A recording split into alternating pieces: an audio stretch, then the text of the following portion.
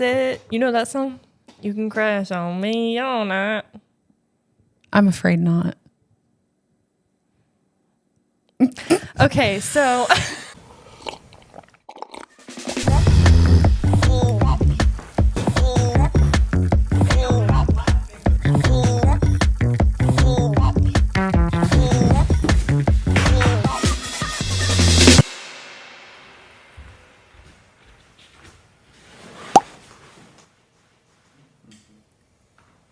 Wait, what was I saying?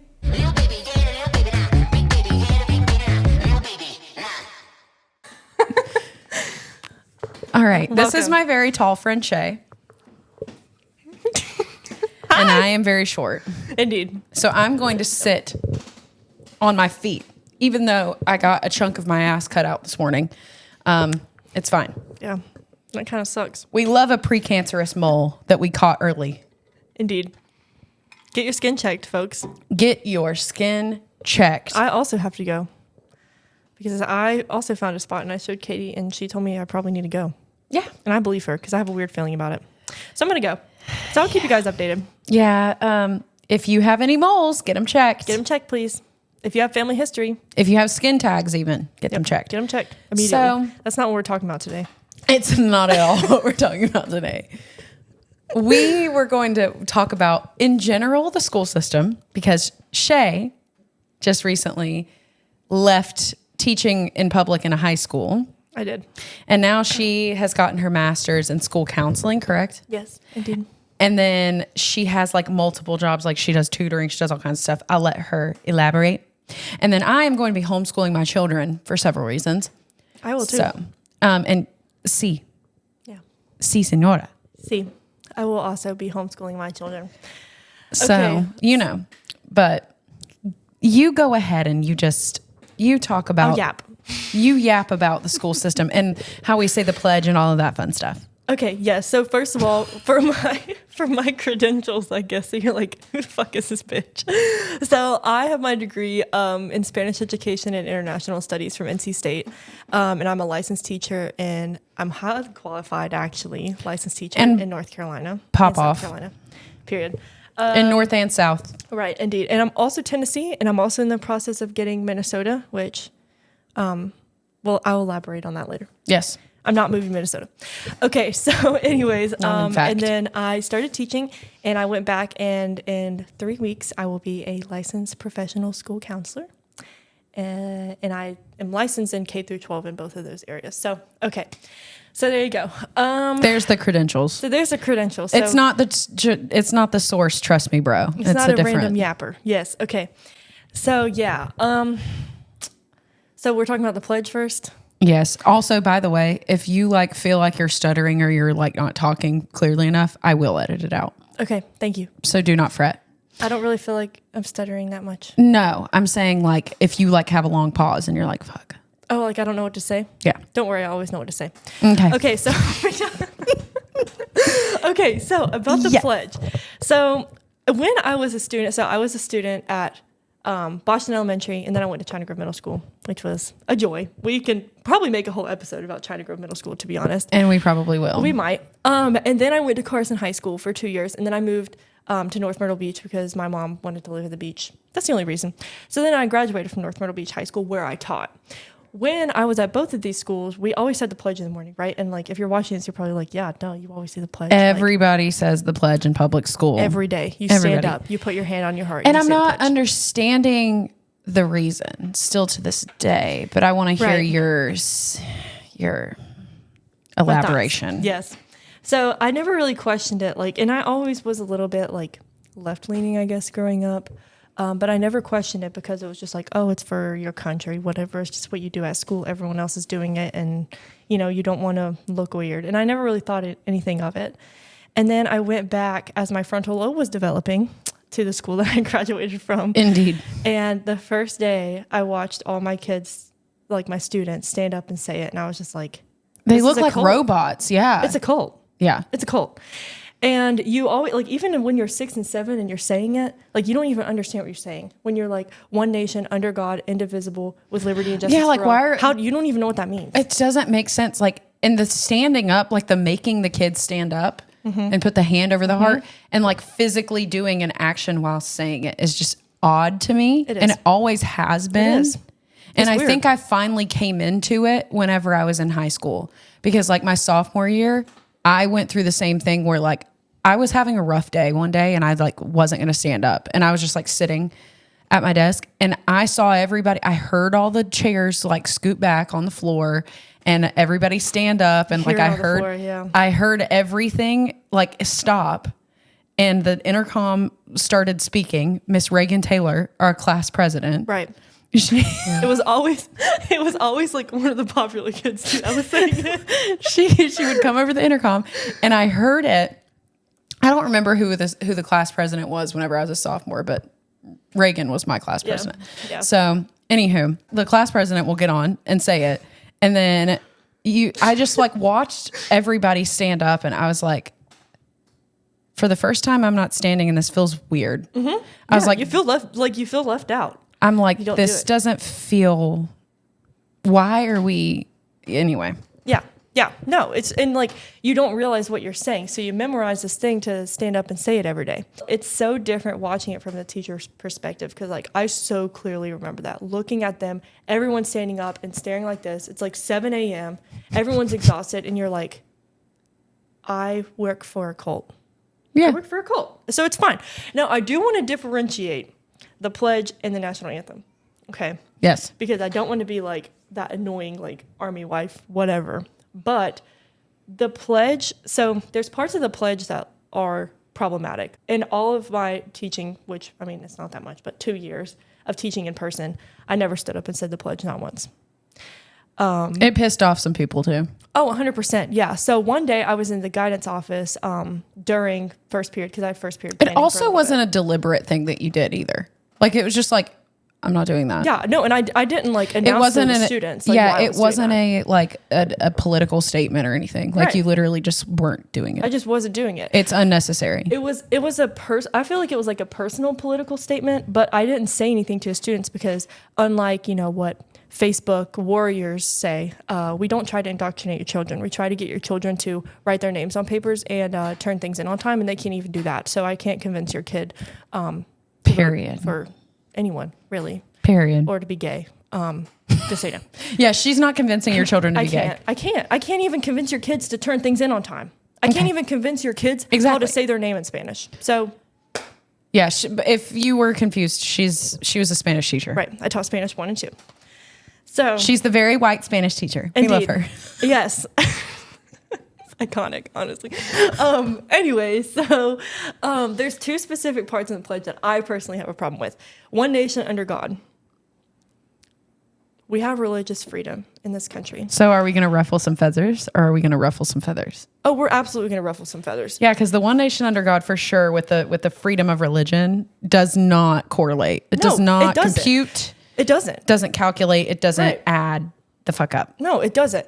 If you want to do that in your private school, in your private Catholic school, whatever, that's fine. Yeah, like whenever I went to private Christian school, we pledged to the Bible, we pledged to the Christian flag, and we pledged to the American flag. I didn't tell you this. Yeah, whenever I went to a private Christian school in Arizona, you're so scared. Zoom in on my face. Like, you pledged to a Christian I flag? pledge allegiance to the Christian flag. Yeah, that's what we had. And we had to go through the whole, and then I pledge allegiance to the Bible, God's holy word. And I will stand on it as a lamp under my feet and a light under my path. I don't even remember the whole thing, but it was something like that. And I will hide it in my heart or something. It's a whole pledge. In fact, let's pull it up. Oh, we have a baby crying in the other room. I can't tell which one. Is it yours or mine? I think it's mine. Logan's got it. Okay. Yeah. I had students that did not practice Christianity. They practice other religions. And so what happens if they don't want to stand up and say it? Then they get judged. Yeah.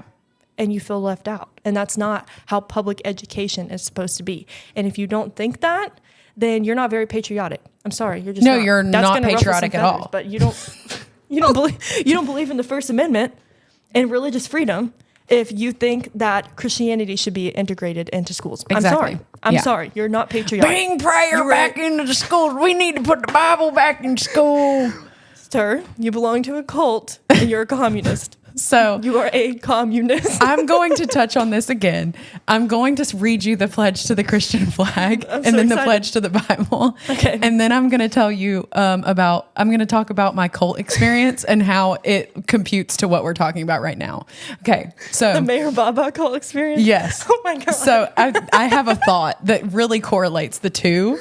So here we go. All right, let's go. I'm ready. Okay, so the pledge to the Christian flag is, I pledge allegiance to the Christian flag and to the Savior for whose kingdom it stands, one brotherhood, uniting all Christians in service and in love. And then there's, I pledge allegiance to the Bible, God's holy word, a lamp unto my feet and a light unto my path. Its words I will hide in my heart that I might not sin against God. That I might. That I might not sin. I might not. I could. Give no promises. But I might not. But I might not sin against God. That's beautiful. I was 4. I was 4 in pre-K doing this every day. And then into second grade.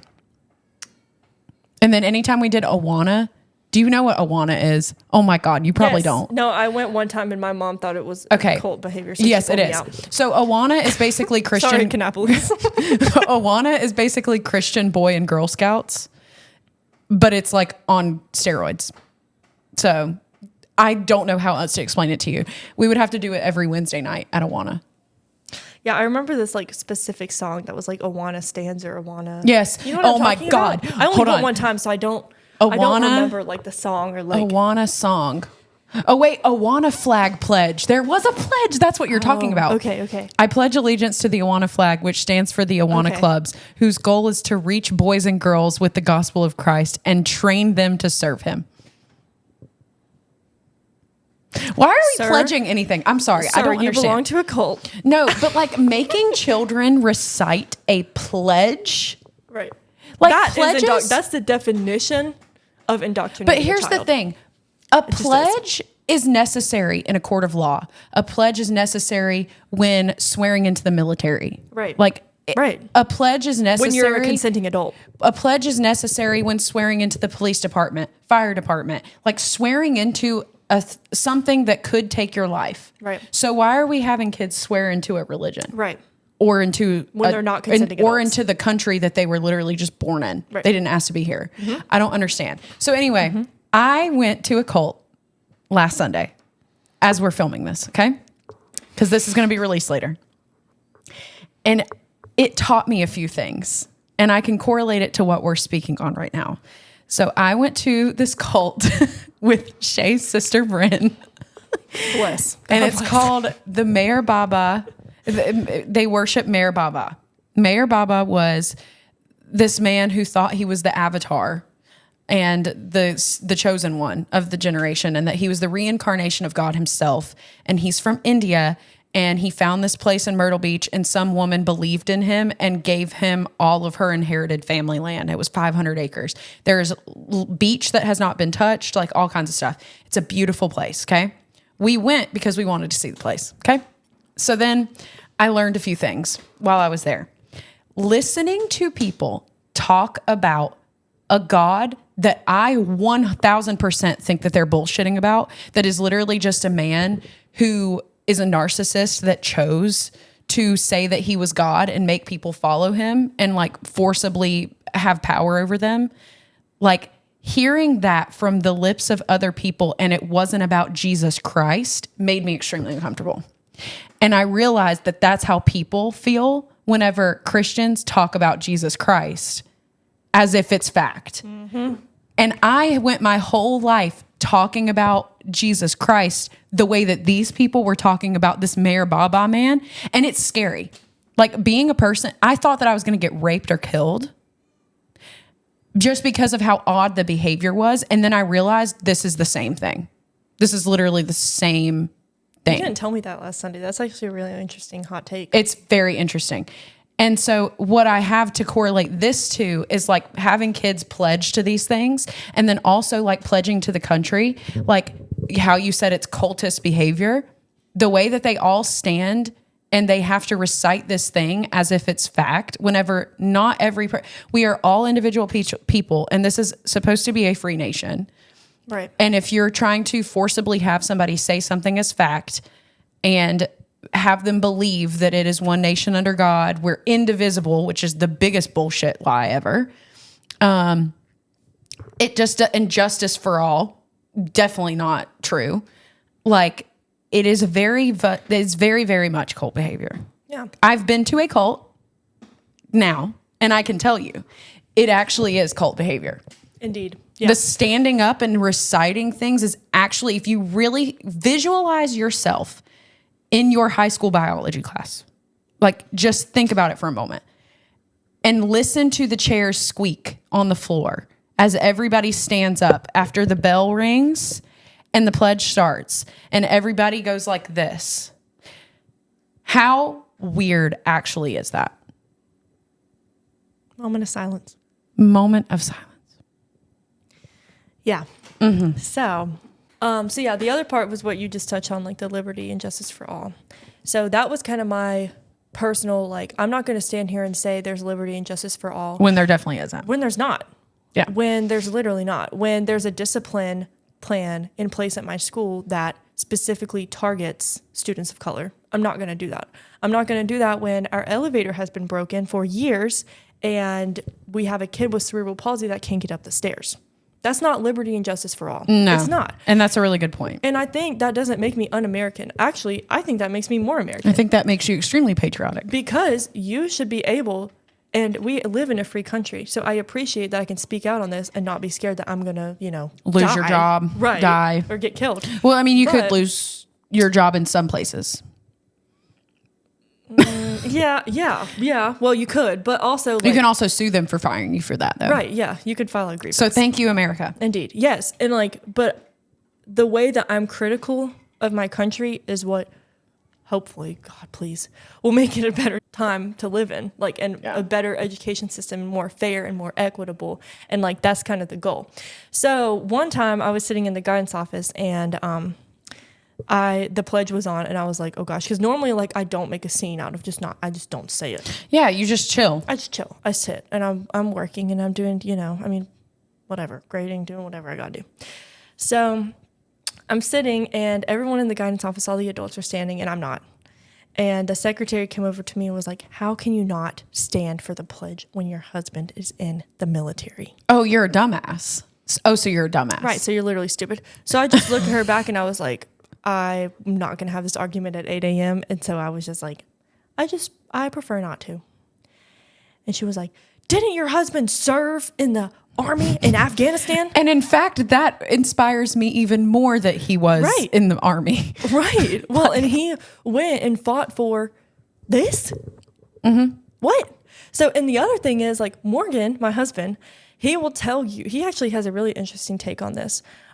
He says that he doesn't think that he doesn't say that people shouldn't, but he says that he went over there to fight for your freedom, to stand up for what you believe in.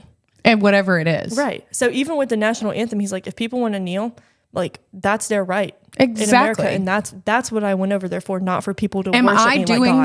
that? No, I'm not doing that. Right. But do I give a shit and does it affect me even the slightest bit if Colin Kaepernick does it? No. Right. But I'm not going to sit here and pretend like there's liberty and justice for all. I feel like that's doing a disservice to my students. I didn't go into education to make adults happy.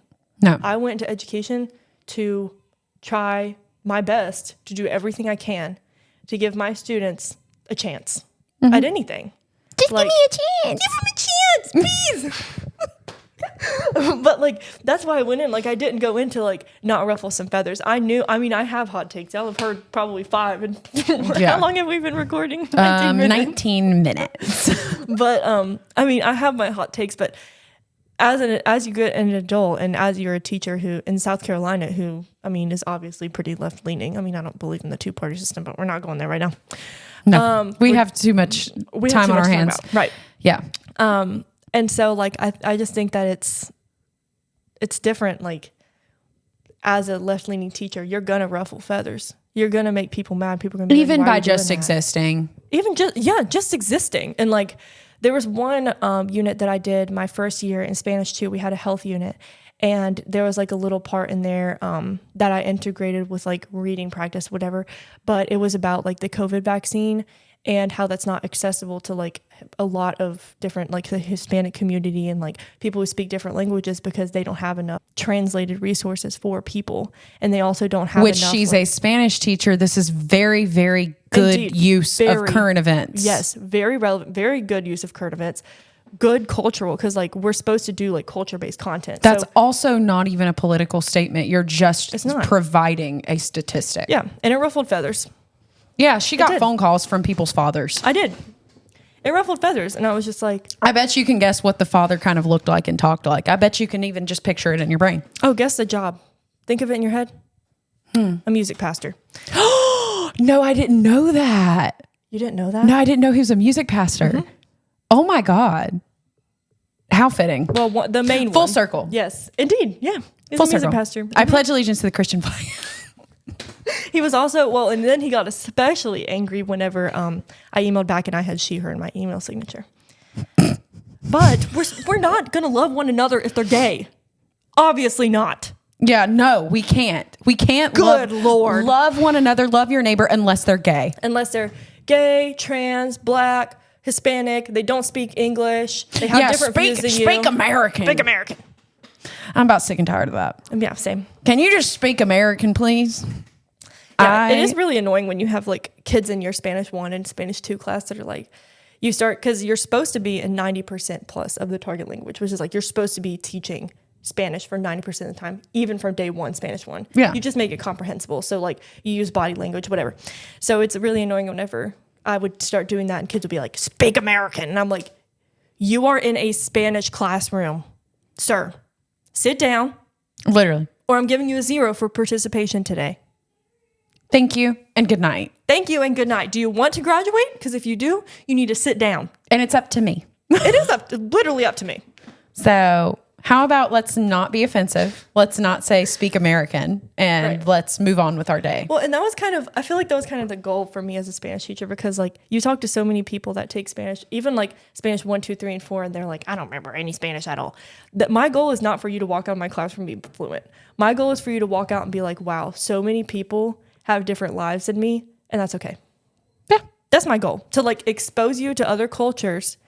So Maybe you pick up an interest for Spanish, maybe you don't. Right. I mean, not everybody. I mean, I remember in my Spanish class in high school, like, I mean, I never thought I was going to graduate and be a Spanish teacher and literally take my Spanish teacher's job when she left. Yeah. I didn't think I was going to do that, but I did. Which a flex. We Right. love. I mean, it's kind of a flex, but I love her. I adore her. Teresa Flick, if you're listening to this, I love you so much. You are a doll. You are an angel, and I love you. We love her.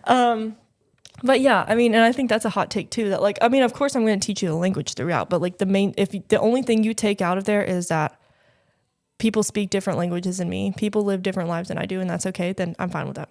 Yep. That's good. Move on. Yep. You know, because like, I mean, this is a different take also, but learning Spanish when you're 15, 16, 17 is extremely hard. Yeah. Because your If brain you is- don't learn it as a baby. right, it's hard. I mean, and it's hard. And I did it, but I did it because I'm also like extremely interested in it. And I'm also still learning a lot, but your brain is putty until you're 7. So like the best time to learn it is before you're 7. So that's what I'm trying to do with my son now. So Yes. I'll let you know how it goes. We love Mr. Jesse. Indeed. Absolutely adorable. Absolutely adorable. So adorable. I just love him. But If y'all want to know what a phone call between the two of us sounds like, it's that. it's that. Yeah, it is. Absolutely adorable. Absolutely. Give me a chance, please. Give me a chance. One singular chance. Just one singular chance. Yes, indeed. So yeah, I didn't think my hot take on the pledge was going to take that long, but That's Yeah. why you do a podcast, is because if you can ramble like that, that's Right. why you do this. right. Now I do want to clarify though that if you want to stand up and you want to say the pledge, that is your right. Yes. That is 100% your right. And please do it proudly. please do it, and do it proudly. If that's what you believe in and that's what you feel so strongly about, please do it. Can you talk about the difference because you were going to say this and then our ADHD combined together moved National away. anthem. The difference between the national anthem and the pledge. Yeah, so the national anthem I do stand up and I hold my hand over my heart for. Mostly because, and I've always done that, but now I think that's more of a symbolic thing. yes. A pledge is pledging. It's what it is. Right. You're pledging your life to Yeah. something. Yeah. Yeah. And I can't promise you I'm going to be a U.S. citizen forever. I just don't. Sorry. I don't know. My husband kicks a bucket. I'm out of here. Literally, she said she wants to go to Spain and teach Spanish so bad. I do. So I do. Or Portugal. Yes. But I don't know. Well, Portugal speaks Portuguese, but I could do that too. But yeah, so the national anthem I stand up for mostly because of like, and this is going to sound corny, but like the appreciation for my husband and what he went through in Afghanistan, because I see it firsthand what he went through. And like, he's 25 and just had back surgery. And like, he went through a lot. He went through a lot in combat. And like, he actually did that for the love of the United States. And I so respect that so much. And so, I mean, and even for like other people outside of him, like my grandpa was also in the Air Force, and like, I appreciate that service. And I feel like the national anthem is more of like, I don't know, this might be like my personal representation. Is what I think of it as. Yeah, like symbolism and like specific appreciation for like the people who fought for us to be where we are today. And even outside of the military, like for RBG, for the way that I can have a credit card. She's the reason I have a credit card as a woman, you know? But the thing about the national anthem is the whole song is about like a battle that was won, but there was bloodshed, and it was like the bombs bursting, quite literally, like just everything happening all at once, and just the pride that everybody had in the country. Yeah. That's literally what a national anthem is supposed to embody in any country. I don't see anything wrong with that. No. What I see a problem with is making small children stand and memorize and recite like they're in a cult, a pledge of allegiance to their country when they're 5. Right, exactly. When they don't even know what they're saying. When they're 5 until they're literally 18. Well, and it kind of goes along with like the Lord. What is that? Is that the Lord's Prayer where it was like, the trespassing against us and lead us not into... We had to like memorize that as a small child. And you don't even know what that means. So why are you saying something that you don't even know what that means? You cannot grasp it. And I think this is a hot take. Well, I don't even think this is a hot take. I think this is just fact. If you make a child learn something at a very, very small-minded, small age, like the Lord's Prayer or the books of the Bible or whatever or like Bible verses, you have them do memorization. There's like Christians specifically and public school, they're so big on memorization. You're not learning, you're just focusing on keeping the words in your brain so that you can say them one after another in a clean stance. Yeah. That's the only reason that you learn it, is because you're trying to memorize it for a test. You're trying to memorize it so that you can get a trip to the treasure box. You're trying to memorize it so that you can fit in, whatever the case may be. Like for me, I learned my books of the Bible because I got a trip to the treasure box. That's literally why I learned it. I learned the Lord's Prayer because I was fitting in and I didn't feel stupid whenever everybody in the church was saying it. Right. Like you're not learning it and understanding what it says at all. I think if you preach a sermon on it even, or you teach a class on something, or you're explaining in a historical context to a history class, this is the Pledge of Allegiance. This is why some people say it. Right. This is why blah, blah, blah, blah, blah. This is the Lord's Prayer. This is what this means. This is what you are saying when you say it.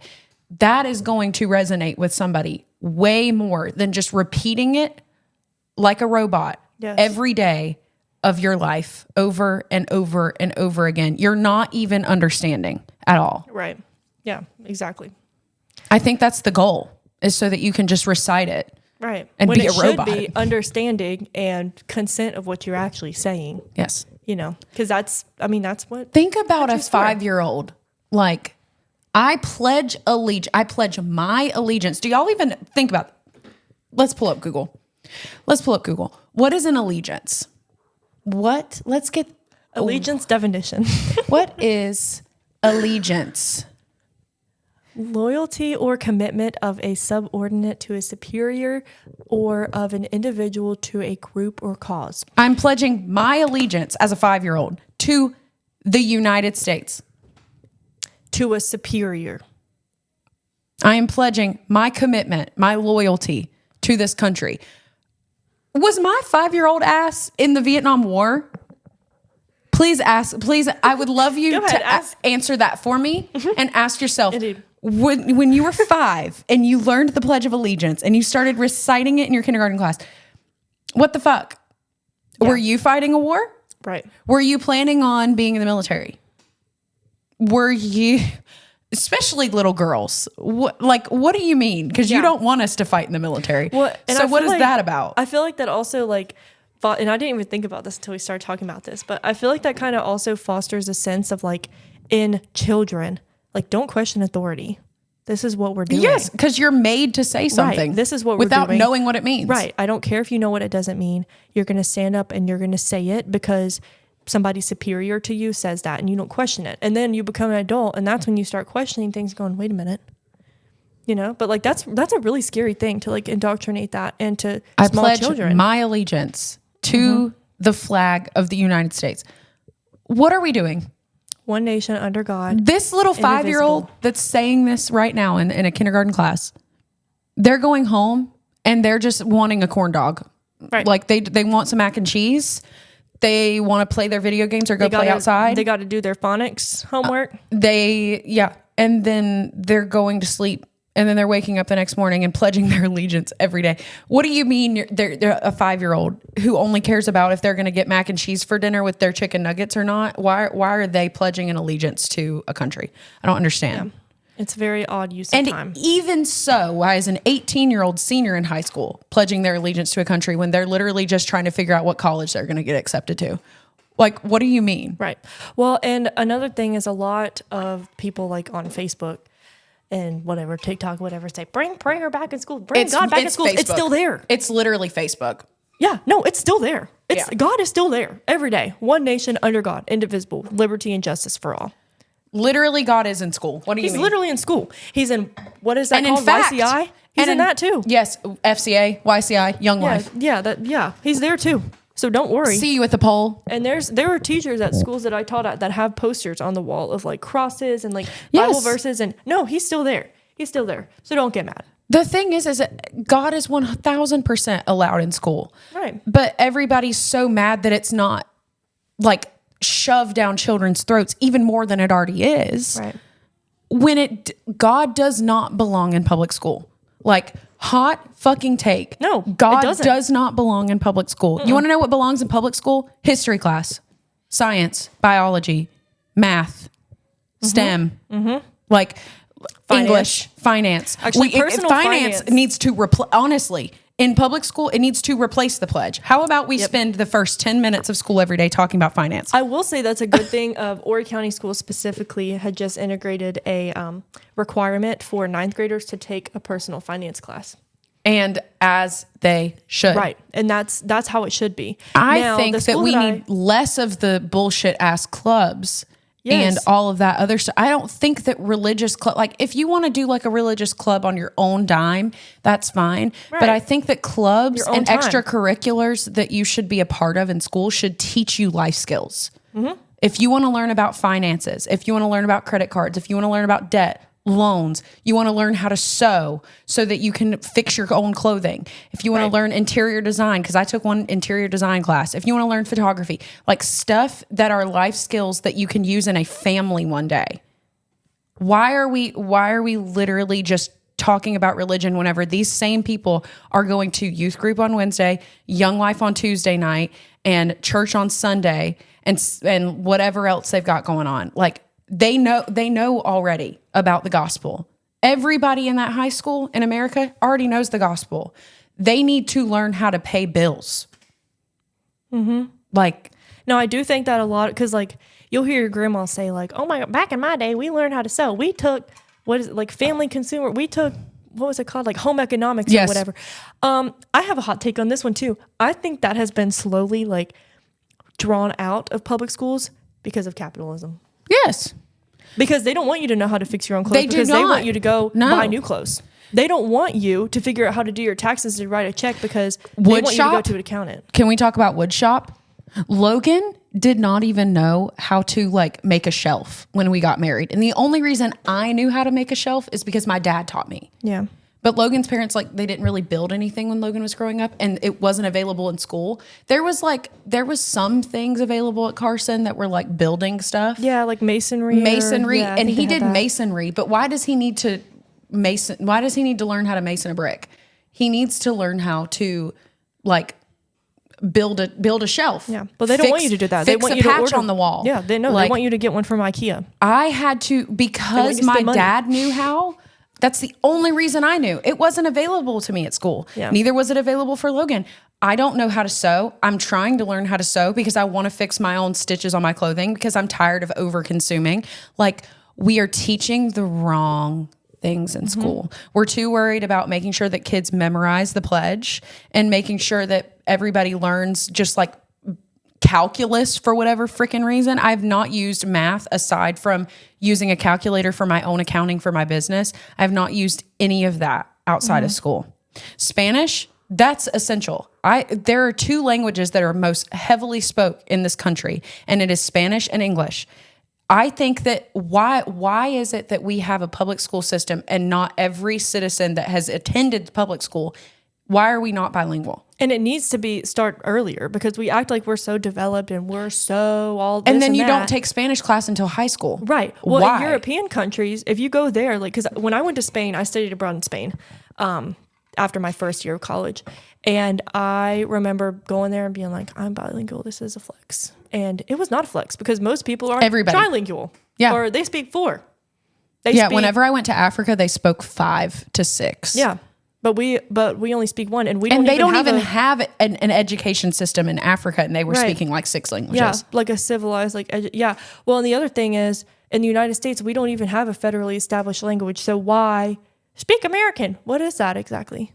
It's stuff it's what you were taught and conditioned in school, right? To think, right? It's not. It has nothing to do with the language English. Oh, this is gonna ruffle feathers. I think that the pledge is teaching people. I think the pledge is teaching people that type of mindset. Speak American, be an American, do things American way, be patriotic. I think that reciting the pledge like that and like throwing patriotism in people's face and teaching them to be patriotic, I think that's what inhabits people to look at Mexican people, other Hispanic people, minorities, and go, speak American. I can't understand you. Suppress your own culture, suppress your own ways. Because you're in America. This is what we do here. Yeah. Yeah. Unfortunately, that's how it goes. And you don't even, the sad thing is, like, even when I was 17, 18, like, cognizant enough to know what I was doing, I didn't realize, like, wait a minute. And maybe it was going to college that was like, this is really weird that we do this here. But I don't know. That's we might get canceled for that one, but I don't think we will. I think that some people will hate us for it, but I think some people that typically would disagree, they might be hearing this and saying, you know what? Now that you mention it, yeah, because that's kind of what I went through whenever I grew up and left my hometown. That's true. Like, you started exposing me to a lot of stuff, and I was like, hold on. At first, you would flame me, and then you'd be like, wait a minute. And I'd be like, wait a second, you're actually kind of intelligent. Maybe I should be listening. Maybe you went to college and maybe I should listen to you because I didn't go to college. Well, and I don't even know if it was college necessarily, No, it's but not. like, I think that at NC State, like when I was at North Myrtle Beach High School, I was in, this is a hot take too, but I was in honors classes and I was in AP classes and I was in dual enrollment and I was around, all the kids in my class were privileged and white. And I mean, that's who I was surrounded by. That was who I was surrounded by every day. And like people whose parents were probably conservative because like their parents had money and they were scared of everybody wearing the Sperry's and their khakis and their polo shirts. Well, the fighting thing I feel like was more of like a China Grove Middle School era. I feel like that kind of like phased out. But yeah, like, and that's who I surrounded myself with. Well, when I went to NC State and I got integrated in the world language department, I started meeting so many different people. So I don't know if it was necessarily college. I just think it was listening to everyone's perspectives and being like, wow, I'm wrong. Yeah. I'm wrong about so many things. Whenever for me, it was moving to Fayetteville. That's what it was for me. Because here, it's a military town. There are locals. Half of the population has been here their entire life. And it's a super poor and crime-riddled population. There is a lot of crime all the time. If you go out, you'll probably see something happen. The first day I spent in Fayetteville, I had something stolen from my car. Like, Yippee. I've passed by the mall while there was a shooting. Like, somebody set a car on fire. I saw it. Like, it's just, there's crime everywhere in Fayetteville. And then the other half of the population is military that's here for a short period of time. They come from all kinds of different states. Most of them are not Southern. It's not the Bible Belt in Fayetteville anymore. It's like the Bible Belt keeps going until it hits Fayetteville. There's a pause, and then it continues after you leave Fayetteville because there are so many different people from so many different places. And it's like you have people from Alaska, Italy. You have people from New York, California, Texas, here. Like you have people from literally anywhere you could think of that are here for either a short period of time for a contract, or maybe they're staying their whole military career. Maybe they got stationed here and ended up staying because of housing, because that's kind of what the situation that we're in. So many different shapes, sizes, colors of people. Like it's so different here. And whenever I started looking around and realizing that China Grove wasn't the only place on earth, and that not everybody was a psychotic Southern belle that made fun of you everywhere you went. Yeah. And all of us were white.